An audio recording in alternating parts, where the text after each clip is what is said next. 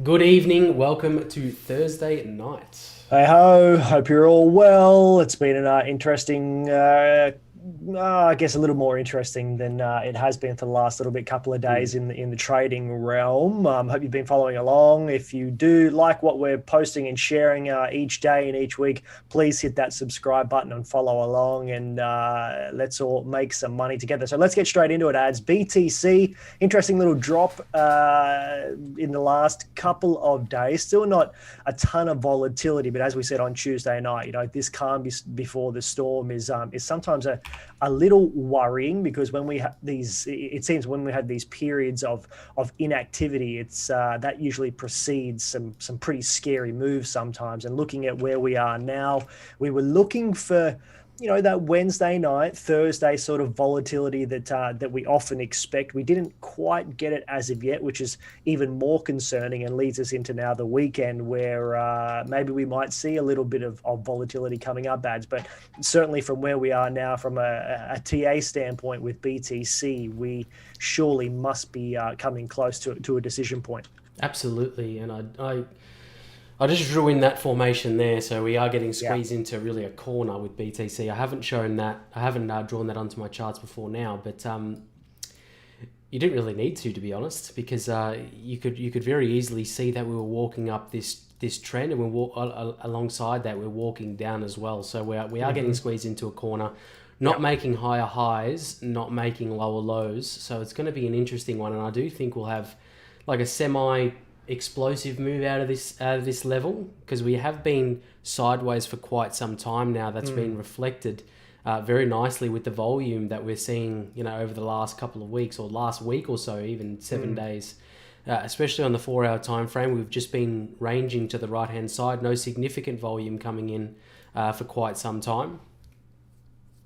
So, like I said, I believe that we will have an explosive move, whether or not we break up or down. But if we break up, it's going to be around that 10.9. If we break down, it's going to be around that 10.3. So we're sitting pretty much dead center in the middle of supply and demand right now. So it's we're kind of just floating in no man's land right now. But if I had to really say which direction I think we're going, we have been making lower highs for quite some time.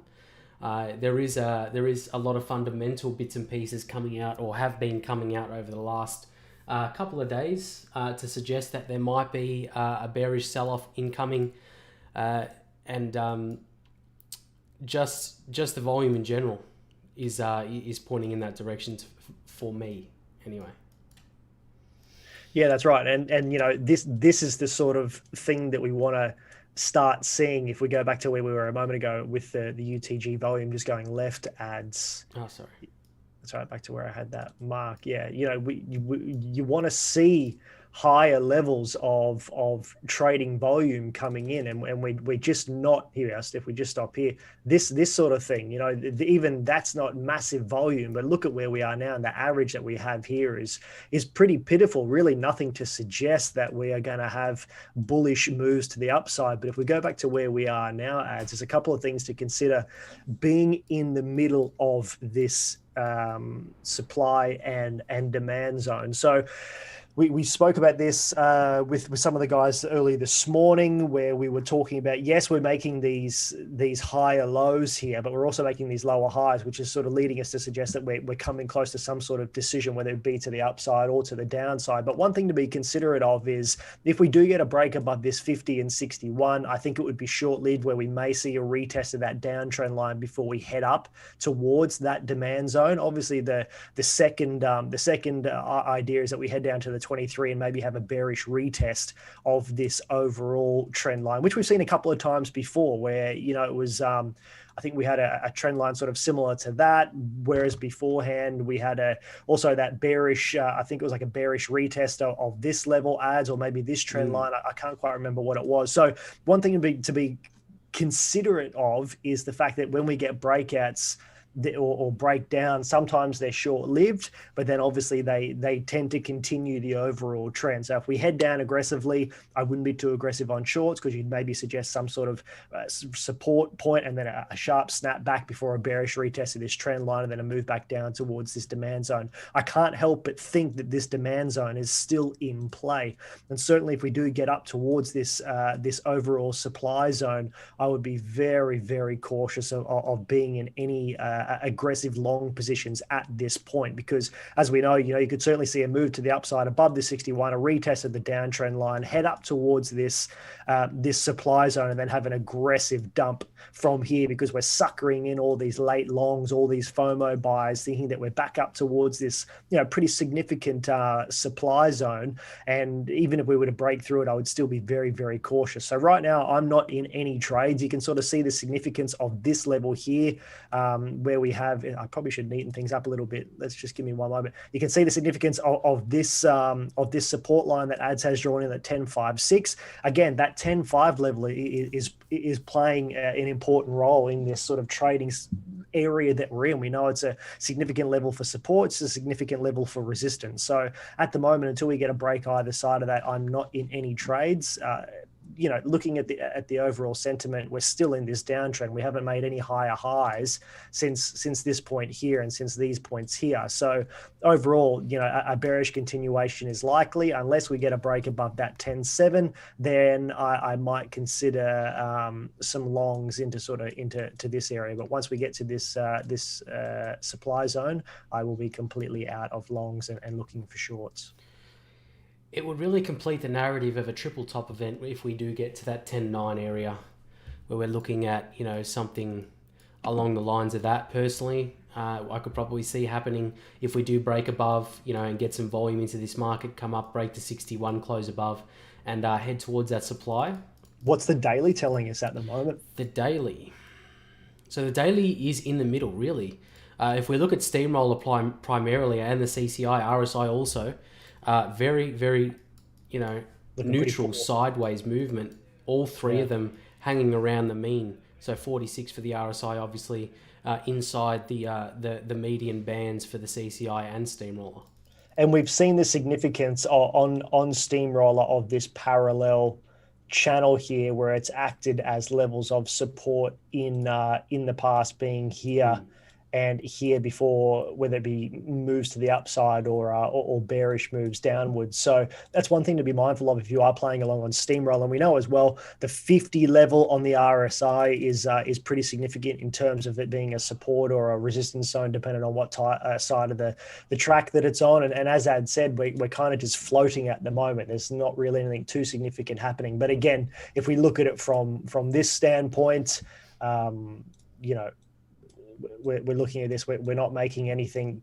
Yes, we've got this here, but we're not really making anything significant to tell us that we're going to have explosive moves back up towards 12K anytime soon. Yeah, when I use the terminology explosive moves, I'm more referring to the lower time frame stuff where we could explode from 10.5 to 10.9. That would be the terminology that I was more referring to in the way of that. However, if we look at the daily, if we actually go back to the daily, if we look at the daily, we are just ranging in the middle. It's going to be a 50-50 shot. If you're looking at this daily time frame and you're looking at this daily market structure, if you're looking at nothing but what we see on the chart now, if Ty said long and I said short, there'd be nothing that we wouldn't, you know, you couldn't say one of us was wrong and one of us was right. If you go for, you know, if you're looking at this sort of market structure and this movement here on the daily time frame, it's going to be an interesting one. We are getting squeezed up, like I said, on the 4-hour time frame. We aren't making higher highs. Like Ty said, we aren't making lower lows. So flip a coin. But if we are going by this, I would suggest more movements to the downside. I could be wrong. We could move to the 50 and break that over the course of this evening into tomorrow, but we need to wait for some confirmation to suggest that. Be patient. Be patient. The best play would be if you're long at the moment, for example, if you're long, I would suggest if we start moving to the upside, you know, always good practice to take profit. If you're short, the same thing applies. Have your stops in the right places and play it adequately and you know, be smart about it. Plan for either direction. Yeah, and as we said, you know, earlier this week as well, just be mindful still of being in these alts. It's a sea of red still at the moment. You know, things like Matic, the lower cap sort of stuff, Matic, OGN, even OMG. You know, a band. I don't even know what that is. You know, having pretty significant downside moves, even with this BTC sort of non-event activity happening. So still, as we said many times over the last couple of months, just be very, very cautious with alts. All right, ads, FUSD rather. Let's have a look. What's it doing? Let's have a look into the future, shall we? FUSD. Okay, FUSD. I'd like to say it's similar, but it's a little bit different in the way of this market structure. So yesterday, last night when we did our late night, our evening update, we really spoke about this breaking level of demand, very short term level on the 4-hour time frame, even smaller time frame. You're looking at a 1 hour really area there. But since then, we've made a lower low. Okay, so we have broken our market structure at the 00 Fibonacci 334. We have made a lower low of the market structure underneath that, and we are pending movements over the course of this evening into tomorrow and following the rest of the week. So lower low printed, lower high printed. So we're looking for the next movement down. If this is a preemptive move, if we're talking about because this is a smaller market, it's got a smaller market cap, easier to move the price. If this is something that we can see, if we can foresee something happening on BTC, it's not looking good for that upwards movement, that upward sweeping direction on Bitcoin if we're printing lower lows on Ethereum USD. So, take that with a grain of salt. Obviously, I'm not a financial advisor or anything like that. However, the TA is saying we've made a lower low on ETH and it's looking more towards a downside movement unless we can hold confidently and get some volume into this above this 335, 334 area. Should we take a look at the daily again on ETH and Absolutely. see what it's telling us at the moment too? Absolutely. So again, very, very nice bearish structure. So we've had that higher high and then we've had that lower high alongside the lower low. The only thing that is on the side of the bulls and following BTC's sort of should I say BTC's trend, not the best word, but it'll do. We've printed a higher low there. So, and we're giving us another lower low. So market structure is still moving to the right, is what I'm trying to say. We've made that lower low, but we haven't followed through with it on the higher time frame and on daily. So, but we have been trending underneath our median area at 356.18 for the last probably 7 days, a little bit more now. So it's very interesting. It's very interesting. If we see some decent volume come back into ETH, I couldn't see it going past that 356 immediately. And then we could eventually see it at that 370 market, that 370 supply, if we have some movement to the upside. But I'm not seeing that, honestly. The volume is really low, and we've been making lower highs the entire way. So unless we have some drastic difference or drastic change over the next 7 days, in terms of the volume, I don't see any bullish movements, past the 61.8 fibs, past this 356. Yeah, and I'll be watching ETH closely to sort of give me a short-term direction on what BTC is doing. So for myself, 332.90 is going to be the level to hold, or 332, and then if we don't hold that level, I'll be looking for shorts down to that to sort of 319 level where I'll be assessing from there. Yeah, it's unfortunate we have to say these bits and pieces about ETH and BTC. Over the last couple of months, it's been a really great time to trade. We've had a lot of really nice and really good opportunities in this market. However, it's just died off over the last month.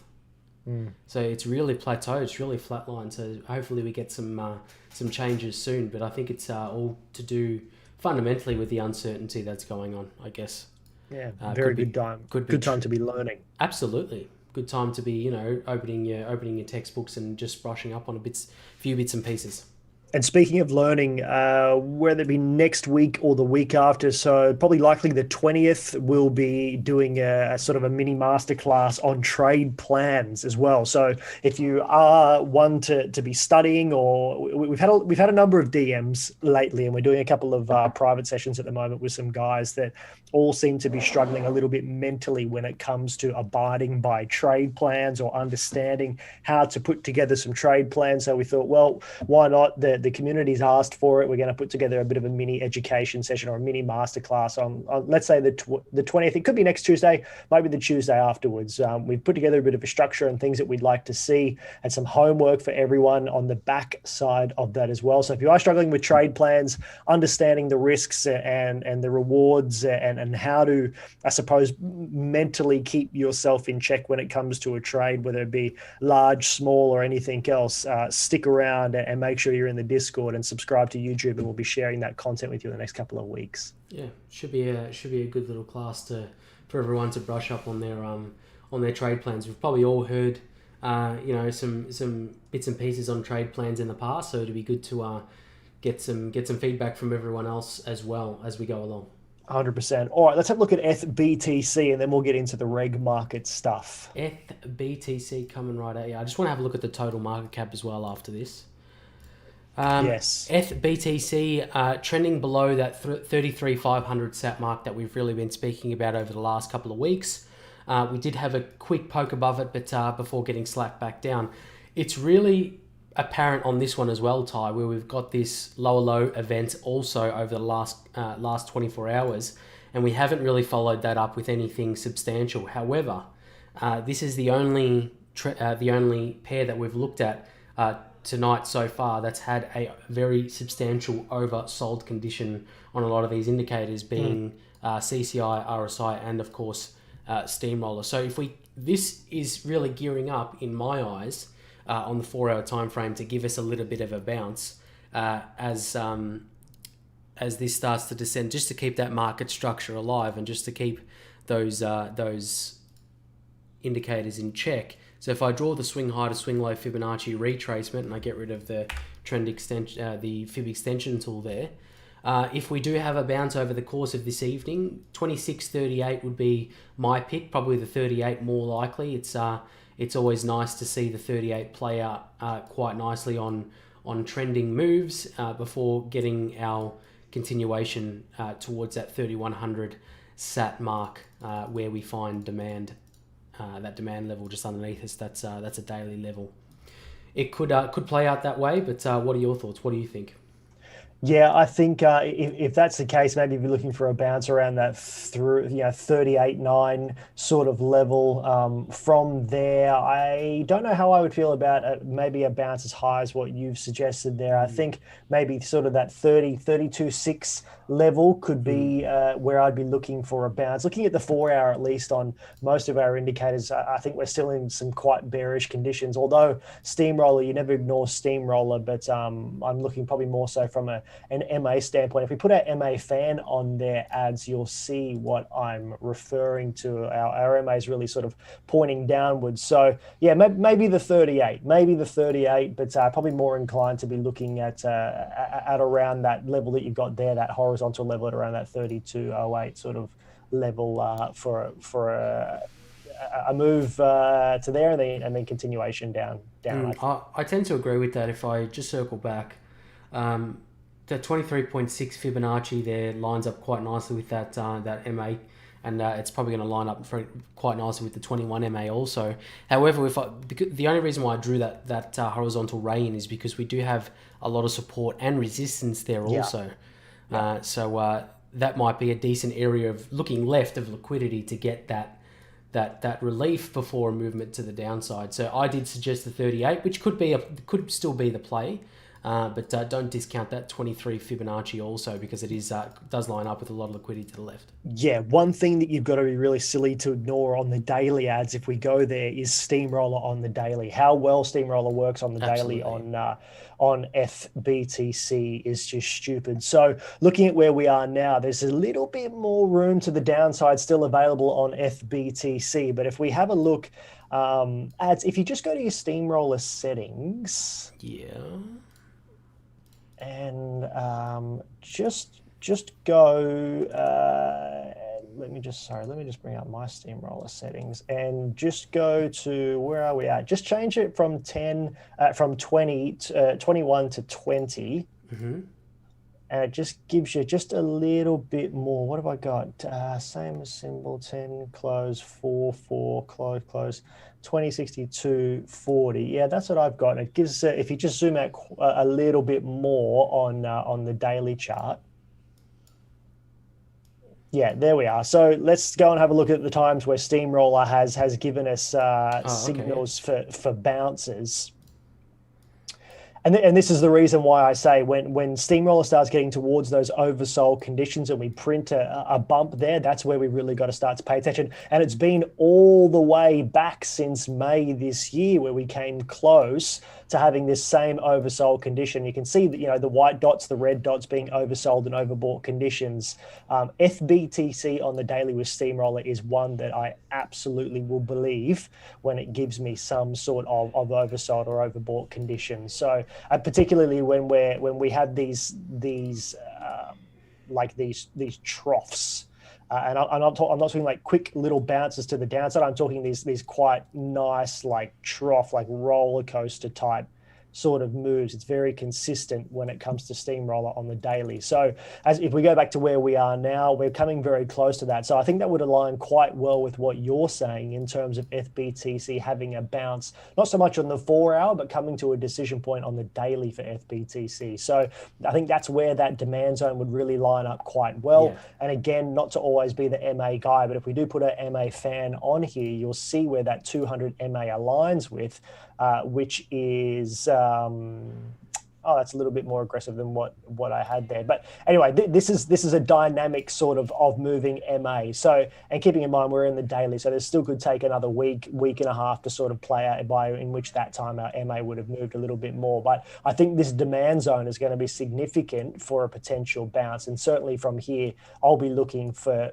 moves to sort of to buy into here, or to look at averaging into a position as we approach this demand zone, in the hopes that we do get at least a temporary bounce. And if we do, I think that, to me, that would signify that we might see the same with a number of other alts as well. Absolutely. And I was just going to mention that by the time we do get down here to this level of demand at 30.88, it would suggest to me that we would be quite within that trough on the steamroller indicator. So nice pickup, man. Put on Unimoku on that one, I'm sorry. Unimoku coming up. Where is it? Here we go. UTG, and just bang it on the crypto settings. Crypto, yep. That you want double crypto or standard? Standard crypto. 1030, 60, 30? Yeah. So no, just 20. Yeah, 20. The 20s. Yeah. So there we go. So that's what I was looking at there. Sorry, rather than the MA. So you can see that the bottom there with that demand zone would line up quite well with that Kumo support, which would be a really, really beautiful edge to edge trade. So we've so far got a stunning edge to edge. We've had a bounce inside the Kumo, we've rejected, and then now we're heading back down once again. So I think this demand zone is going to be significant, and any sort of potential upside moves in the meantime, I think will be short-lived. But that's definitely where I'm going to be looking at some buys. That's almost perfect on that Kumo. Look at that. Yeah. That's incredible. Yeah, really, really nice. All right. Cool. All right, let's get into the market cap. Absolutely. I just wanted to have a look at the total too. This is the total altcoin market cap, excluding Bitcoin. And I did post this, I believe, in the Discord and Facebook. I might have. So the only thing I wanted to really point out to everyone was we've made a lower high here, so no higher high in comparison to the left-hand side. Higher high in comparison to the previous structure, but we did start printing lower lows pretty much immediately, and lower high, obviously another lower low, lower high, and we are firmly heading towards that 125 billion mark, where we've got a very nice, strong, high quality demand level, which we've bounced off just here on the 27th of September also. So that's why I really wanted to bring this up, is because a lot of people are looking at altcoins. Just keep in mind that the total market cap of the altcoins is descending and is quite aggressively moving down towards the bottom of this move and demand. So just keep that on your radar. That's all I wanted to say. All right. Moving on to the regulated stuff. FX. We'll look at the US dollar index. There was a bit of issues on TradingView earlier today about for the DXY. It looks like it's been solved now, however. Obviously, being a regulated market, this is just the ideas and opinions of UTG. Consult a financial advisor if you need to do so. But the DXY, so we did move down past that 61.8, and rightfully so. We did have a bounce back up to this liquidity area around the 2nd of October earlier this month. And we've now started to descend. So like we did mention earlier this week, we did start to descend back down towards our 61.8 and continue the trend towards the downside. So we're going to start to probably see this trend continue over the course of the rest of the week and into Saturday, while the DXY continues to move down to our 78.6.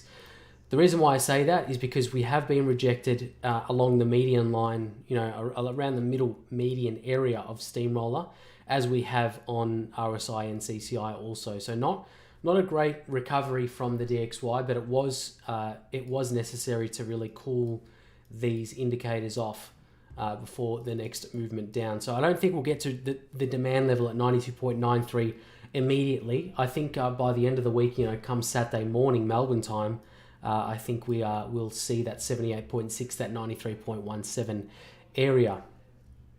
And obviously this is going to translate very well alongside gold and silver, where we did get rejected, but made some structure above this level of supply there, and we have pulled back for a decent cool off or a decent pullback before a movement to the upside. So we have gone from swing low to swing high on the Fibonacci, retraced back to the golden pocket, that 6150 area, before a movement to the upside. So it's really looking good for the DXY to just take that path and descend to that 78.6 Fibonacci, because we've had such decent market structure and price action on gold, where we've made a higher high, pushed through that level of supply, come back down, retrace to the 61 before that movement to the upside is to be expected. So very, very nice price action on gold. And of course, silver is going to be taking the same sort of approach, where we've made a higher high in comparison to the market structure on the left,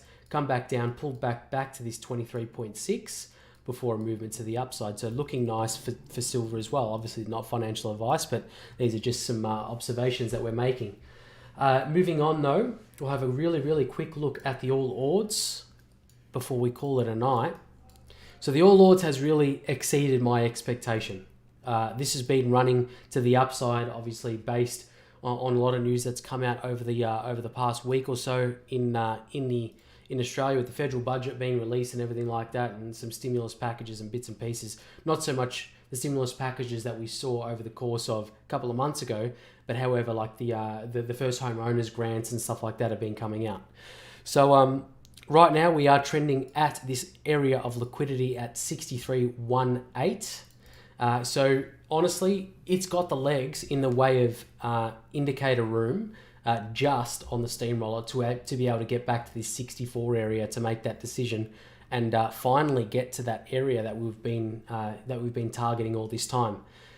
We need to wait for a break or a higher high in this 63.18 level to really confirm that, and we've been seeing a little bit of movement on a lot of these stocks, especially the financial ones. And I did share one in the Facebook today about our ZipPay one, which I'll share with you here. No harm in sharing. So when we looked at this, it was the 9th of September. We looked at this on the 9th of September. We did mention that we were moving down to our level of demand where we touched perfectly to the dollar, which was 5.55. Did share this in the Discord and on TradingView before we were expecting a movement towards our back to our 50 area and to form our right shoulder. That has come to fruition. However, now, if you're looking at Zip, and I know a lot of you are in the Discord, we are seeing Steamroller become overbought now, with bearish divergence forming on the RSI and CCI a little bit more notably on that one. RSI probably wouldn't call that bearish divergence if you're looking on this 4-hour time frame daily. However, still not bearish on the daily on the RSI. So look, is there room on the indicators to really say that we're going up further if we're looking at the daily time frame? Yes, there is. If I did see any more upwards momentum on this in particular, I would think that 38.2, 850 or that 820 area where we did mention in Facebook, there is a level of short-term supply sitting there. Just keep that on your radar if you're trading ZipPay over the last little bit. But that's all I really wanted to say about the reg stuff this evening. Thank you for joining us tonight. If you haven't already, like the video, subscribe to the channel. Helps us out a lot, helps us reach people, get this vital information out there. If you haven't already, jump on the website. You can find us at www.unitytradinggroup.com. Join the Discord button is nice and active there if you scroll down. Ty, anything you wanted to add? That's it. I hope you are looking forward to trade plans and the rest of our content. Of course, come over to the Discord. We're doing this masterclass in the next couple of weeks because people ask for it in the Discord, not for any other reason. It's not paid. It's not promoted. It's just us sharing content. So if you want to see something, let us know, and we look forward to seeing you in our next market update. Catch us then. Bye for now. Bye.